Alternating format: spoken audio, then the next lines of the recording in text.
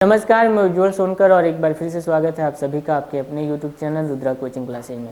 आज हम लोग की पॉलिटिकल साइंस की चौथी क्लास है। इससे पहले हम लोगों की 3 क्लासेज हो चुकी हैं, जिसमें पहली क्लास हम लोगों ने प्रस्तावना की पढ़ी थी, दूसरी क्लास में हम लोगों ने भाग 1 और भाग 2 को समझा था, तीसरी क्लास में हम लोगों ने मौलिक अधिकार को यानी भाग 3 को समझा था।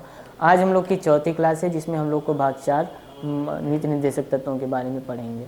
यह क्लास आप लोग को R O, UPPCS, SSC GT और सभी प्रकार के स्टेट एग्जाम्स के लिए समान रूप से उपयोगी है। तो आइए शुरू करते हैं आज की क्लास के। नीति निर्देशक तत्व आप लोगों के भाग 4 में दिए गए हैं, जो कि अनुच्छेद 36 से लेकर 51 तक है। मूल अधिकार और नीति निर्देशक तत्वों के अंतर को हम इन प्रकार से समझ सकते हैं कि आपका मूल अधिकार, जो आपको अधिकार दिए गए हैं, वो राज्य की सीमाओं को निर्धारित करता है। मूल अधिकार राज्य की सीमाएं निर्धारित करता है, किंतु आपका जो नीति निर्देशक तत्व है वो सरकार के कर्तव्य का उल्लेख करता है। जो नीति निर्देशक तत्व है वो कर्तव्यों का उल्लेख करता है। हमने कल्याणकारी राज्य को अपनाया है और कल्याणकारी राज्य के मूलभूत विचार राज्य के नीति निर्देशक तत्वों में ही दिए गए हैं। आपके जो कल्याणकारी राज्य के मूलभूत विचार हैं वो हमारे नीति निर्देशक तत्वों में ही दिए गए हैं। हुआ असल में नीति निर्देशक तत्वों की आवश्यकता इसलिए पड़ी थी क्योंकि जो मौलिक अधिकार हैं वो हम लोगों को संविधान द्वारा प्रदत्त हैं और उनके खिलाफ हम लोग वाद दायर कर सकते हैं और मौलिक अधिकारों का उल्लंघन नहीं किया जा सकता है। किंतु कुछ ऐसे अधिकार भी थे जो कि राज्य का दायित्व बनता है कि राज्य को एक कल्याणकारी राज्य बनाया जाए। तो क्योंकि हमारे संविधान में और प्रस्तावना में भी उल्लेखित है कि हमारा जो देश होगा वो कल्याणकारी राज्य पर आधारित होगा और समाजवाद की दृष्टिकोण पर चलेगा। उसीलिए हम लोगों को नीति निर्देशक तत्वों की आवश्यकता पड़ी थी, क्योंकि इनमें जो तत्व उल्लिखित हैं उनको मौलिक अधिकार में नहीं दिया जा सकता था। इसलिए नीति निर्देशक तत्वों को लाया गया और गांधी जी द्वारा दिए गए सुझावों को भी इनमें रखा गया है और राज्य का जो हमारे समाज के प्रति कर्तव्य बनता है और जो उसकी कल्याणकारी लक्ष्य है उसको भी इसमें उल्लिखित किया गया है। तो आप लोग का जो अनुच्छेद 36 है ये पहला आप लोगों को परिभाषा बताता है, जिस प्रकार से अनुच्छेद 12 के तहत आप लोग को बताया गया है राज्य का अर्थ। अनुच्छेद 36 आप लोग को राज्य के नीति निर्देशक तत्व किसी भी न्यायालय द्वारा प्रवर्तनीय नहीं होंगे, जैसा कि मौलिक अधिकार में दिया गया था कि मौलिक अधिकारों का उल्लंघन होने पे आप सीधे सुप्रीम कोर्ट या उच्च न्यायालय जा सकते थे। अर्थात राज्य के ऊपर कानूनी रूप से बाध्यकारी नहीं है। ये राज्य जो है हमारा इसको लागू कर सकता है, नहीं भी लागू कर सकता है, उसका नैतिक दायित्व है। ये कानूनी रूप से राज्य के ऊपर बाध्यकारी नहीं होता है। ये नैतिक रूप से बाध्यकारी है, कानूनी रूप से नहीं। इसमें निर्धारित सिद्धांत देश के शासन में निहित मूलभूत तत्व हैं और कानून बनाने में इन सिद्धांतों को लागू करना राज्य का कर्तव्य होगा। यह राज्य का कर्तव्य है कि कानून जो भी बनाए जाए वो उसको ध्यान में रखते हुए ही बनाए जाएंगे। अनुच्छेद 38 आप लोग का राज्य लोक कल्याण की अभिवृद्धि के लिए सामाजिक व्यवस्था बनाएगा। अनुच्छेद 38 में आप लोग का उल्लेख है कि लोक कल्याण, जो कि हमेशा से हमारे संविधान का लक्ष्य रहा है, उसकी अभिवृद्धि के लिए कानून बनाएगा, जिसमें आप लोग का पहला आ जाता है राज्य ऐसी सामाजिक व्यवस्था को संरक्षित करेगा जिससे लोगों के कल्याण में वृद्धि हो। राज्य सामाजिक, आर्थिक और राजनीतिक न्याय से प्रेरित होकर कार्य करेगा। राज्य लोगों के प्रति जो उसकी समानता की भावना है उसमें सामाजिक, आर्थिक और राजनीतिक सभी प्रकार की समानता की भावना और सबको साथ में लेकर चलने का कार्य करेगा। राज्य आय की असमानताओं को कम करने का प्रयास करेगा। राज्य आर्थिक रूप से विकेंद्रीकरण पर ध्यान देता है, इसमें केंद्रीकरण की अवधारणा नहीं अपनाई गई है और इस बात का विशेष ध्यान दिया जाता है कि सभी व्यक्तियों को आय की समानता प्राप्त हो। अगला आ जाता है आपका अनुच्छेद 39। इसमें भौतिक संसाधनों का ऐसा वितरण हो जिससे सभी का सर्वोत्तम विकास हो। भौतिक संसाधनों के वितरण पर ध्यान दिया गया है जिससे सभी का मतलब समाज में रहने वाले प्रत्येक वर्ग का समान रूप से विकास हो, समान रूप से और सर्वोत्तम विकास संभव हो पाए। सभी नागरिक पुरुष एवं स्त्री आजीविका के समान अवसर प्राप्त होंगे। सभी नागरिकों को, चाहे वो पुरुष हो या स्त्री हो, सभी को आजीविका के समान अवसर दिए जाएंगे। भौतिक संसाधनों का ऐसा वितरण हो जिससे सभी का सर्वोत्तम विकास हो, अर्थात संसाधनों का न्यायपूर्ण वितरण किया जाएगा।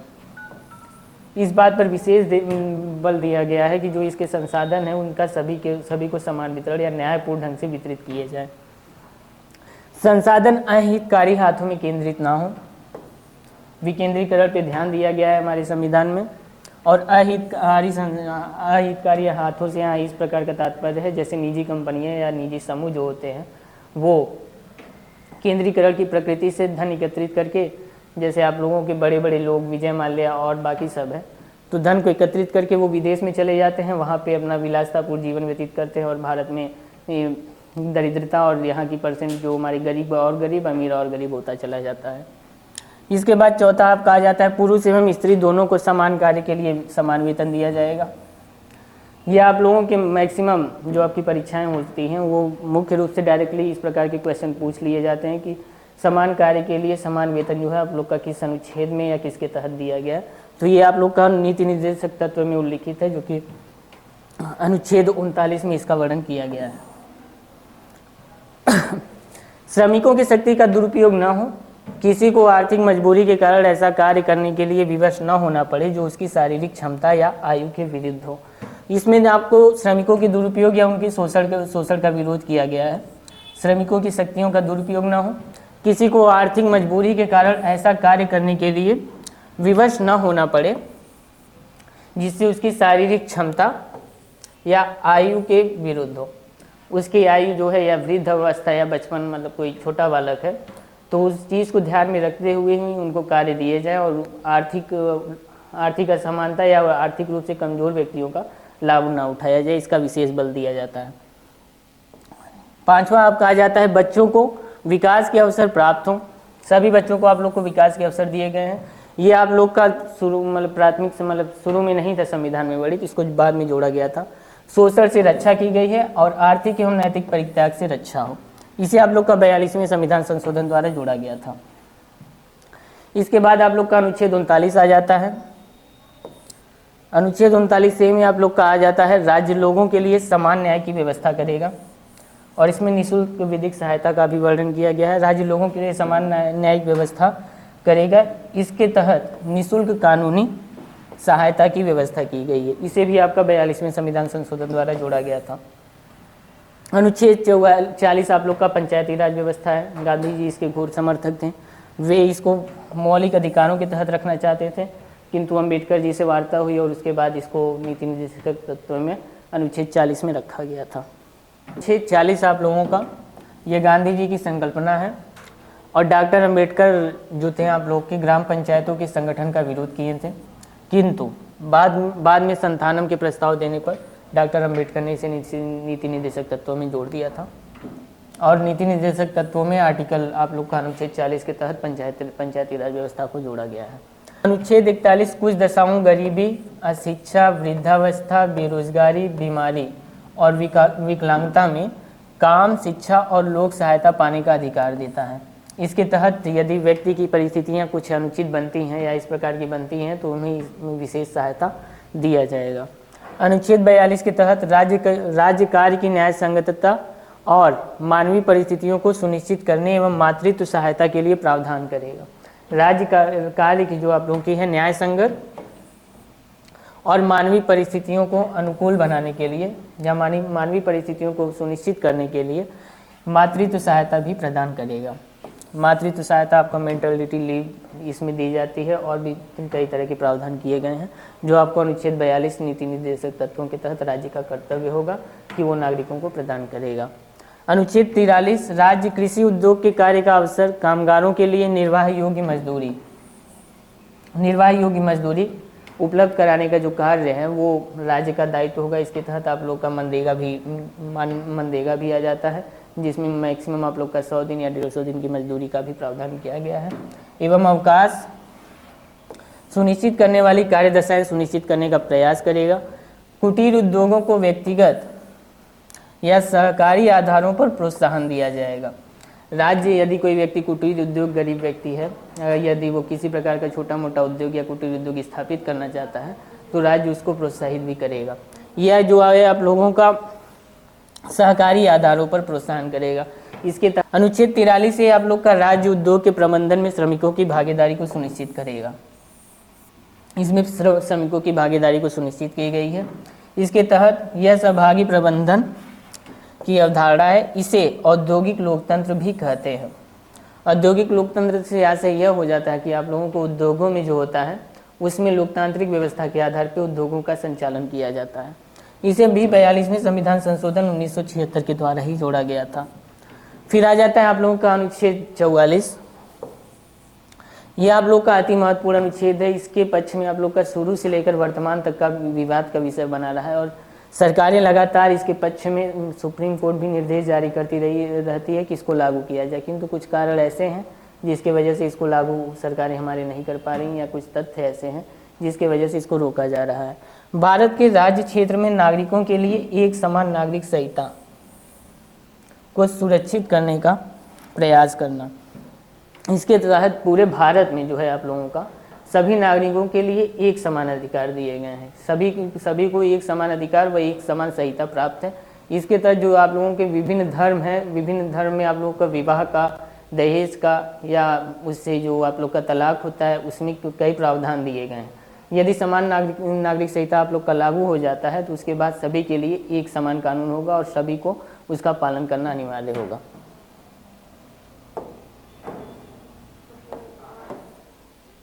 अनुच्छेद 45, सभी बच्चों के 6 वर्ष की आयु पूरी करने तक शिक्षा और पोषण की जिम्मेदारी आप लोग का सरकार संभालती है। इसके तहत मूल संविधान में 6 से 14 वर्ष की आयु तक के बच्चों को निःशुल्क और अनिवार्य शिक्षा का प्रावधान किया गया है। अनुच्छेद 46 आप लोग का आ जाता है राज्य समाज के कमजोर वर्गों, विशेषकर अनुसूचित जातियों, अनुसूचित जनजातियों और अन्य पिछड़े वर्गों के शैक्षिक और आर्थिक उत्थान एवं शोषण से रक्षा करने के लिए कार्य करेगी। जो आप लोग के पिछड़े वर्ग के लोग हैं, जैसे आप लोग का अनुसूचित जाति, अनुसूचित जनजाति वर्ग के लोग हैं, उनकी जो रक्षा करने का, शोषण के विरुद्ध अधिकारियों से रक्षा करने का, उनको प्रोत्साहित करने का जो कार्य है वो आप लोग का सरकार के ऊपर आ जाता है। अनुच्छेद 47 आप लोग का राज्य सार्वजनिक स्वास्थ्य में सुधार के लिए कदम उठाएगा। सार्वजनिक स्वास्थ्य में सुधार, स्वास्थ्य के लिए कार्य करेगा और स्वास्थ्य के लिए हानिकारक नशीले पदार्थों के सेवन पर रोक लगा सकता है, जैसे आप लोग की बिहार सरकार ने लगा दी है। किंतु ये दायित्व मतलब सरकार की रिस्पॉन्सिबिलिटी के तहत ये अधिकारों में नहीं आता है, कर्तव्य में आता है। इस कारण सरकार चाहे तो लागू कर सकती है या नहीं कर सकती है, ये कानूनी अधिकार के तहत आपका आ जाता है। राज्य सार्वजनिक स्वास्थ्य में सुधार के लिए कदम उठाएगा और स्वास्थ्य के लिए हानिकारक नशीले पदार्थों के सेवन पर रोक लगाएगा। अनुच्छेद 48 कृषि और पशुपालन का आधुनिक एवं वैज्ञानिक तरीके से प्रबंधन किया जाएगा। आप लोग का जो कृषि और पशुपालन है, जैसा कि आप लोग का हरित क्रांति में भी बताया गया, हरित क्रांति के तहत भी लगातार नए नए सीड का और उर्वरकों का प्रयोग करके उत्तरोत्तर हरित क्रांति में हमारी वृद्धि की गई थी। चावल और गेहूं का, अनाज का उत्पादन बढ़ाया गया था। इसी प्रकार से उसमें वैज्ञानिकता ला करके उसको बढ़ावा दिया जाएगा। और गाय, बछड़े, दुधारू पशु के वध पर रोक लगाया जाएगा। जो हमारे दुधारू पशु हैं, जिनमें गाय, भैंस, बछड़े आदि आ जाते हैं, उनके वध पर रोक लगा सकती है। अनुच्छेद 48 से आप लोग का पर्यावरण, वनों एवं वन्य जीवों के संरक्षण का प्रावधान करता है। इसका संरक्षण राज्य की जिम्मेदारी बनती है। इसे 42वें संविधान संशोधन, इसे भी आप लोग का 42वें संविधान संशोधन 1946 के तहत जोड़ा गया था। अनुच्छेद 49 आपका आ जाता है राज्य ऐतिहासिक महत्व के प्रत्येक स्मारक, ऐतिहासिक महत्व के आप लोग के जो स्मारक हो गए, स्थान हो गए आदि की रक्षा करेगा। राज्य का यह कर्तव्य होगा कि जो ऐतिहासिक महत्व के स्मारक हैं उनकी रक्षा करेगा, उनको लगातार बनाए रखेगा, ताकि भविष्य में आने वाली पीढ़ियां उसको देख सकें और हमारे इतिहास से परिचित हो सकें।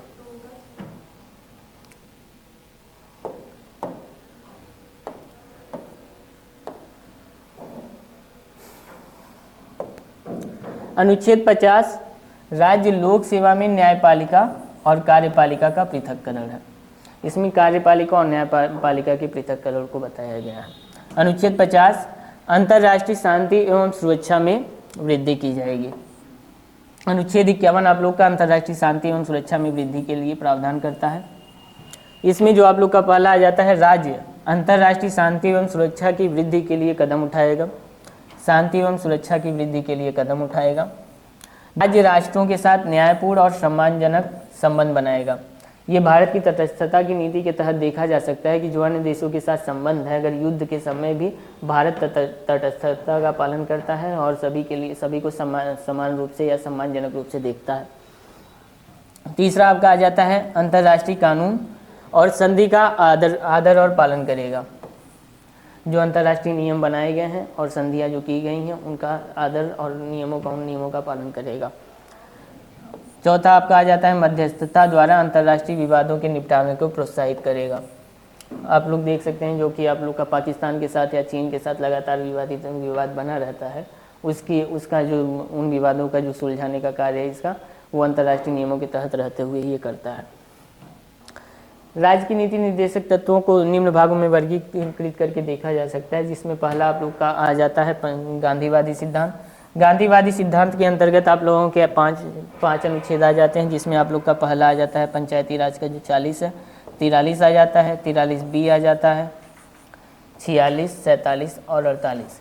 ये जो आप लोगों के अनुच्छेद हैं 5 या 6, मतलब 43B को लेकर के 6, ये आप लोग के गांधीवादी सिद्धांत के तहत ही आते हैं। दूसरा आप लोग का आ जाता है राज्य की नीति निर्देशक तत्वों की समाजवादी सिद्धांत या कल्याणकारी सिद्धांत जो है वो आप लोग का आ जाता है, जिसमें आप लोग को जो आप लोग के अनुच्छेद 38, इसी के तहत आप लोग का DPSP भी दिया गया है। 39 से आप लोग का कानून समान विधिक सहायता, 41, 42, 43, 45, 46 और 47, ये सभी आप लोग के समाजवादी लक्ष्यों के तहत समाजवादी अनुच्छेदों में आ जाते हैं।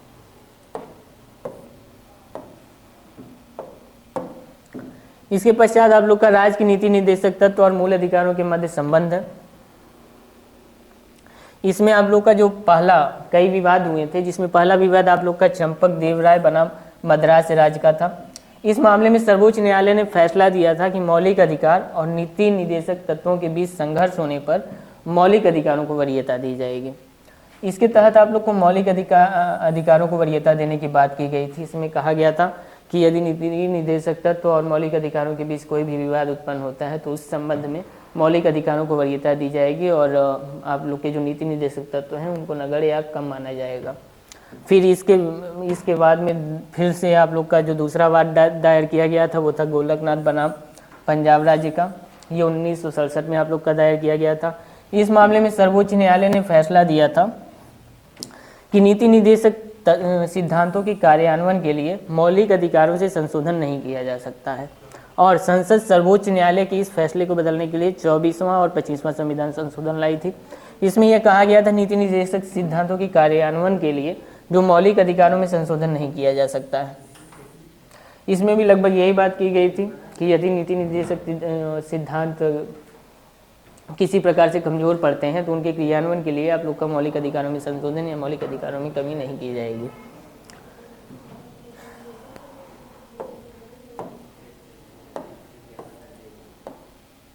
इसके बाद आप लोग कहा जाता है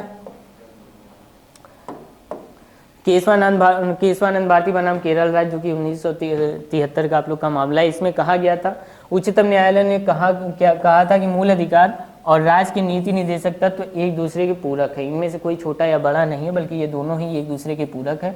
दोनों मिलकर एक ही उद्देश्य को पूरा करते हैं, दोनों का उद्देश्य एक ही है। और 42वें संविधान संशोधन 1946 के द्वारा केशवानंद भारती बनाम केरल राज्य, इस मामले में सर्वोच्च न्यायालय के निर्णय को रद्द कर दिया गया था। इससे पहले जो आप लोग को निर्णय दिए गए थे, जिसमें आप लोग को मौलिक अधिकारों को नीति निर्देशक तत्वों से ऊपर समझा जा रहा था, उसको रद्द कर दिया था। इस मिनर्वा मिल्स बनाम भारत संघ 1980 का जो वाद दायर किया गया था, इस मामले में उच्चतम न्यायालय ने 42वें संविधान संशोधन के उन प्रावधानों को रद्द कर दिया था जो केशवानंद भारती बनाम केरल राज्य मुकदमे के निर्णय के विरुद्ध थे। इसके तहत केवल उन प्रावधानों को रद्द किया गया था जो आप लोग को सर्वोच्च न्यायालय के किया केशवानंद भारती के जो वाद दायर किया गया था 1973 में, जो इसके खिलाफ थे, उन सभी वादों को या प्रतिवादों को रद्द कर दिया गया था। उच्चतम न्यायालय ने कहा कि नीति निर्देशक तत्व और मूल अधिकार में घनिष्ठ संबंध है। नीति निर्देशक तत्व और मूल अधिकारों के बीच घनिष्ठ संबंधों की बात की गई और कहा गया कि ये दोनों जो हैं वो एक दूसरे के विरुद्ध न होते हुए, छोटे बड़े न होते हुए एक दूसरे के पूरक है। नीति निर्देशक तत्व सरकार के लिए लक्ष्य हैं, जबकि मूल अधिकार उन्हें प्राप्त करने का साधन है। आपके जो नीति निर्देशक तत्व हैं वो हमारी सरकार का लक्ष्य है और जो अधिकार हैं उन्हें प्राप्त करने के साधन है। भारतीय संविधान दोनों के मध्य संतुलन की स्थापना करता है और यह संतुलन संविधान की आधारशिला है। हमारा जो भारतीय संविधान है वो इन दोनों के संतुलन पर कार्य करता है और हमारा संविधान इन दोनों की आधारशिला ही व्यक्त करता है।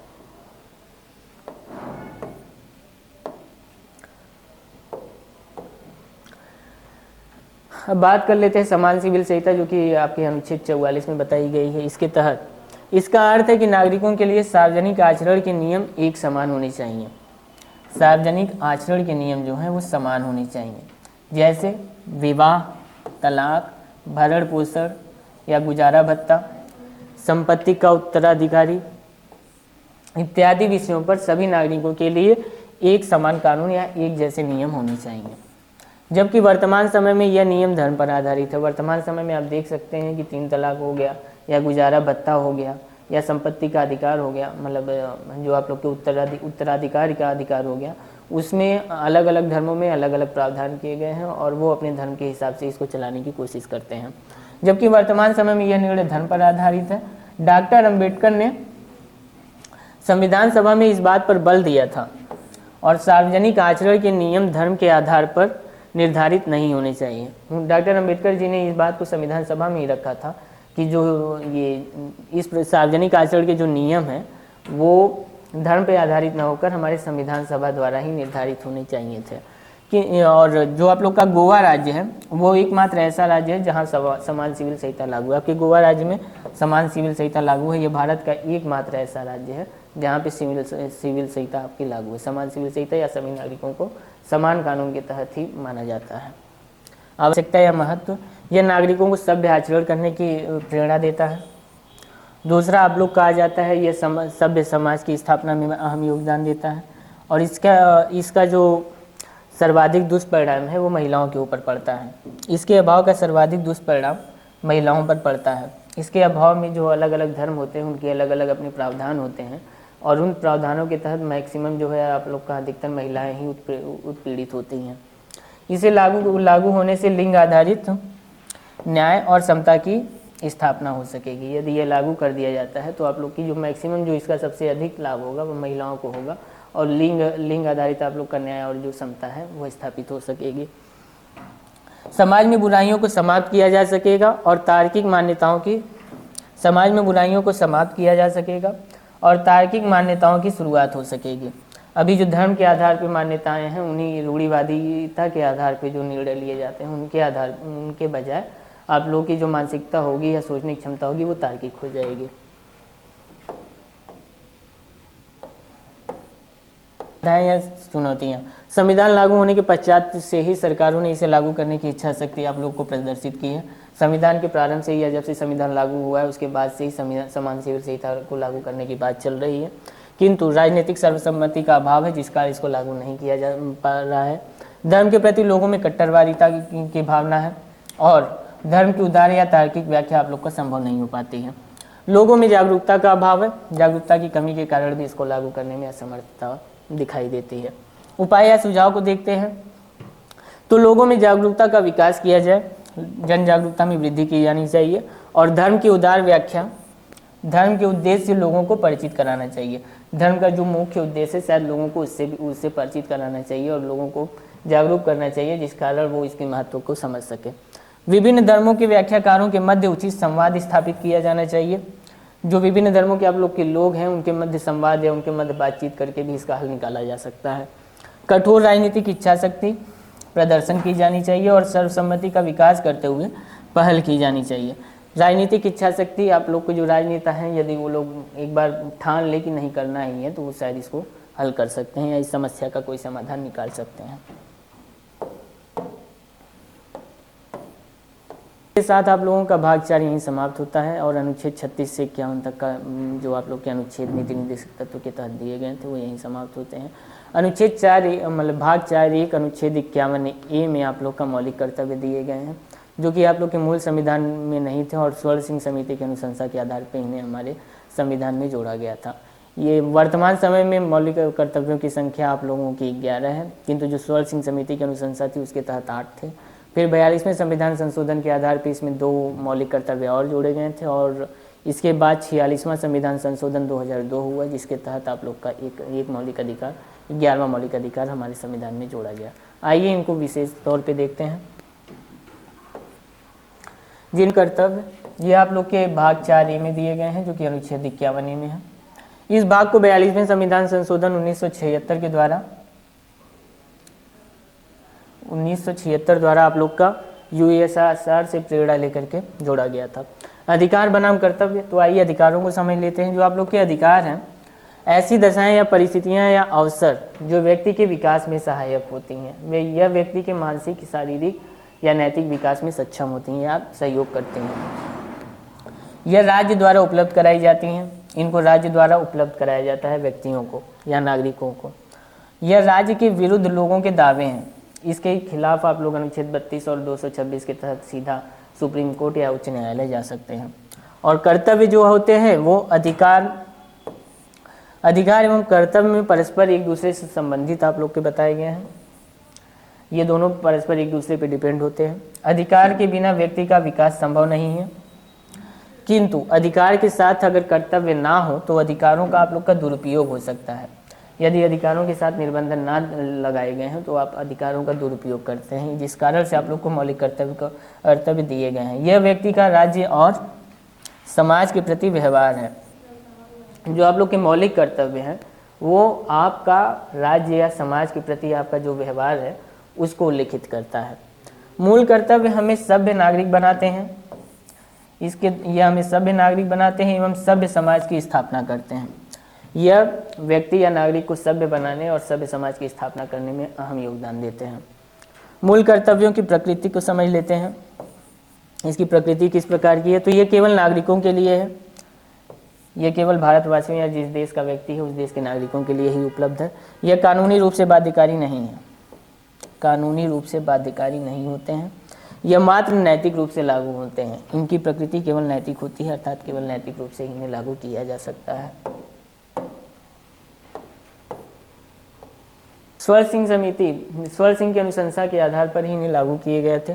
1976 में स्वर सिंह समिति का गठन किया गया था। इस समिति ने मूलतः आप लोग के 8 मौलिक कर्तव्यों का वर्णन किया था। स्वर सिंह समिति ने जो है वो 8 मौलिक कर्तव्य बताए थे, किंतु आपका जो 42वां संविधान संशोधन 1976 हुआ उसके तहत 2 मौलिक कर्तव्य और जोड़े गए और फिर 10 मौलिक कर्तव्य हो गए थे। हमारे संविधान में हमारे मौलिक कर्तव्यों की संख्या 10 हो गई थी।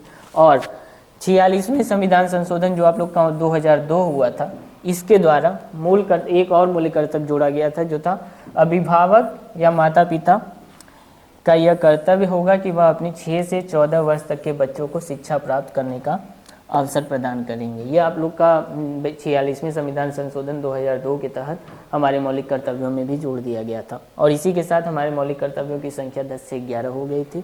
इसी प्रकार वर्तमान समय में कुल मूल कर्तव्यों की संख्या आप लोग की 11 हो गई है।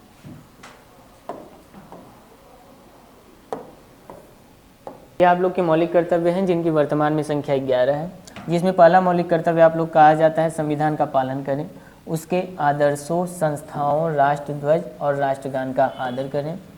दूसरा मौलिक कर्तव्य आप लोग कहा जाता है स्वतंत्रता के लिए हमारे राष्ट्रीय आंदोलन को प्रेरित करने वाले उच्च आदर्शों को हृदय में संजोए रखें और उनका पालन करें। इसमें हमारे जो क्रांतिकारी बंधु थे उनके लिए हमारे दिल में जगह हो, उनका आदर्शों का हम पालन करें, उसको बताया गया है। तीसरा आप लोग कहा जाता है भारत की संप्रभुता, एकता, अखंडता की रक्षा करें और उसे अक्षुण्ण बनाए रखें। चौथा मौलिक कर्तव्य आप लोगों को देश की रक्षा करें, आह्वान किए जाने पर राष्ट्र की सेवा करें। यह आप लोग को अपवाद के रूप में भी देखा जा सकता है कि जिसमें आप लोग का अनुच्छेद 23 और 24 के तहत अपवाद है कि इसमें अनिवार्य कार्य करवाया जा सकता है। पांचवा आप कहा जाता है भारत के सभी लोगों में समरसता, समानता और भ्रातृत्व की भावना का निर्माण करें। छठवां हमारी सामाजिक संस्कृति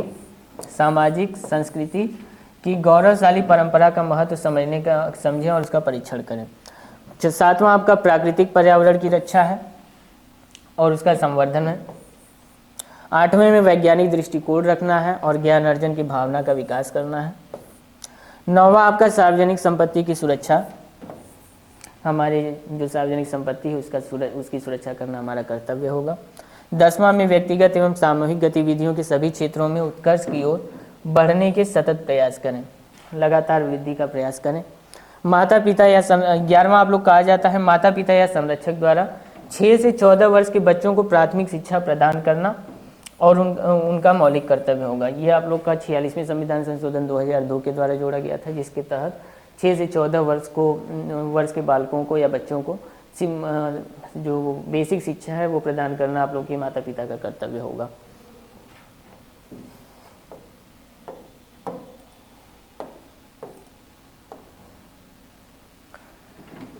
इसी के साथ आप लोग की आज की क्लास समाप्त होती है। तो फिर हम लोगों की आज की ये चौथी क्लास थी, जिसमें हम लोगों ने आप लोग के भाग 4 को पढ़ा, जिसमें नीति निर्देशक तत्व, और फिर 4A को पढ़ा, जो कि आप लोग का मौलिक कर्तव्य है।